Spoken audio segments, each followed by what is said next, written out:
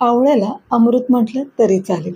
कारण की या आवळ्याचे आपल्या शरीरासाठी खूप गुणधर्म आहेत. आपल्या केसांसाठी, आपल्या त्वचेसाठी आणि त्याचबरोबर आपल्याला जर पित्ताचा त्रास असेल तर आवळा हा खूप उपयोगी आहे. चला तर मग या आवळ्यापासून आपण पाचक अशी कँडी बनवूया. नमस्कार, मी सविता राजे स्वाद किचनमध्ये आपलं खूप खूप मनापासून स्वागत करते. इथे मी अर्धा किलो आवळे घेतलेले आहेत.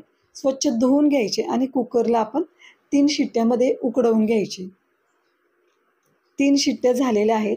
हे पहा, आपले आवळे इथे मस्त उकडले आहेत. आता या आवळ्यांमधील आपल्याला बी एका बाजूला काढून घ्यायचे आहे. अशा पद्धतीने आपल्याला याच्या पाकळ्या करून सर्व आवळे इथे सोलून घ्यायचे आहेत. इथे आपले सर्व आवळे सोलून झालेले आहेत. आवळ्याची कँडी पाचक बनवण्यासाठी आपल्याला एक मसाला बनवायचा आहे. त्यासाठी अर्धा चमचा बडीशोप घेतलेली आहे, 1 चमचा जिरे आणि अर्धा चमचा मी ओवा घेतलेला आहे. तर हे सर्व मी भाजून घेते, थोडंसं गरम करून घेते आणि मिक्सरच्या भांड्यामध्ये हे सर्व आपल्याला घालायचं आहे. तुमच्याकडे जर जिऱ्याची पावडर असेल तर तुम्ही 1 चमचा जिरे पावडर घालू शकता.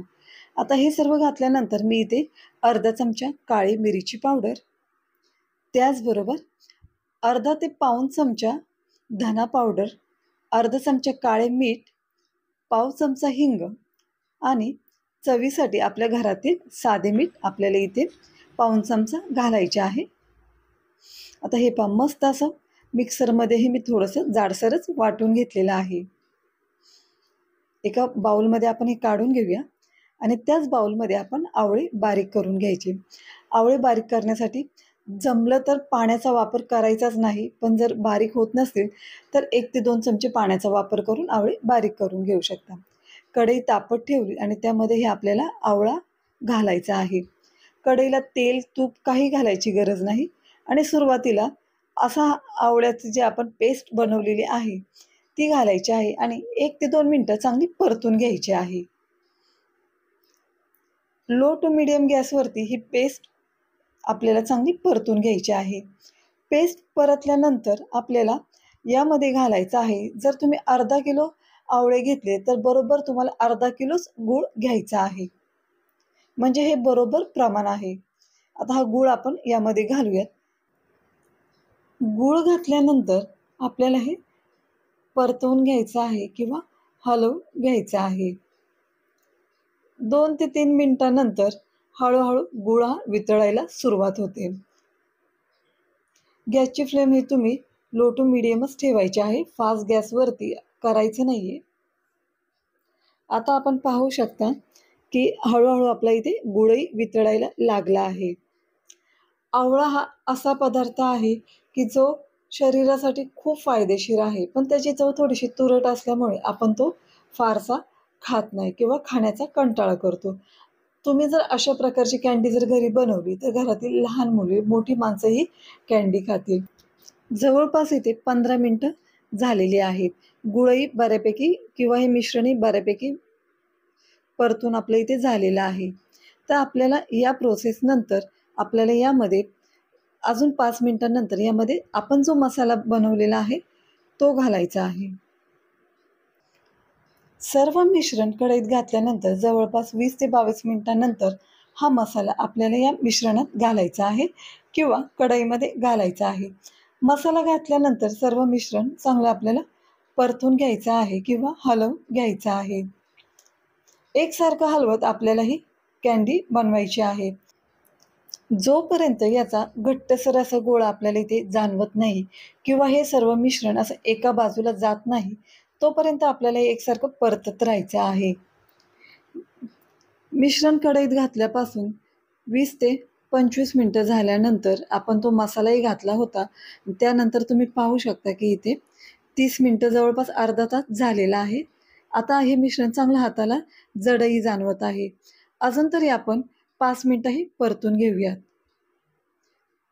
5 मिनटं मी अजून परतून घेते. हे पहा, 5 मिनटानंतर बऱ्यापैकी असं हे एका बाजूला याचा गोळा तयार होतो. म्हणजे याचा परफेक्ट मिश्रण आपलं इथे तयार झालेलं आहे कँडीसाठी. मिश्रणाचा रंग ही चेंज झालेला आहे.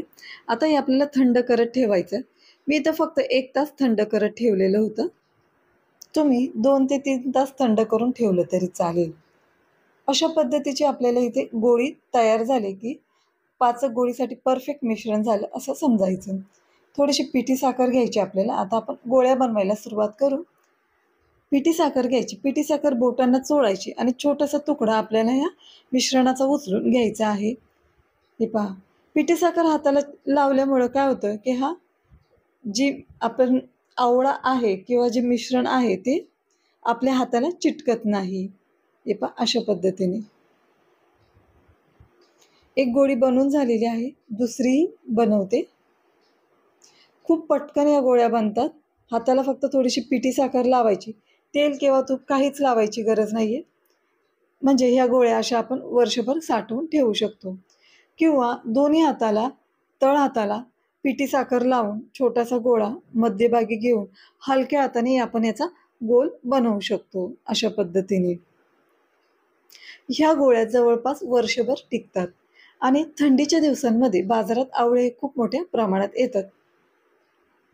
एक एक करून इथं आपण सर्व अशा गोळ्या बनवून घेऊ. मस्त अशा आपली पाचक गोळी इथे तयार झालेली आहे. पाहूनच तोंडाला पाणी सुटतं.